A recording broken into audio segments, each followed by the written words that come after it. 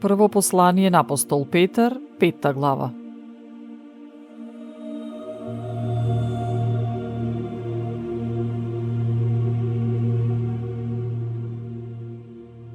Оние кои се меѓу вас презвитери, ги молам јас, кој самиот сум свештеник и сведок на Христовите страдања и соучесник во славата, што ќе се открие.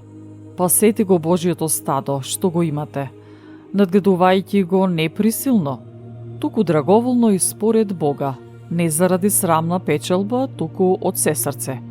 И не како да управувате со народот, туку давајќи му пример на стадото.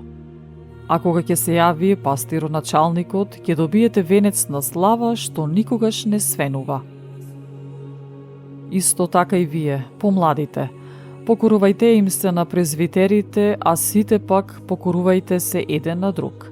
Издобијте се со понизност, бидејќи Бог им се противи на горделивите, а на понизните им дава благодат. Понизете се под крепката рака Божја, за да ве воздигне кога ќе дојде времето. Сите ваши загрижености префрлете ги врз него, зашто тој се грижи за вас. Бидете трезвени, бидете будни, зашто вашиот противник, ѓаволот, обиколува како лав што рика и бара некого да проголта. Спротивете му се со тврда вера, знаејќи дека такви страдања ги снаоѓаат и вашите браќа по светот.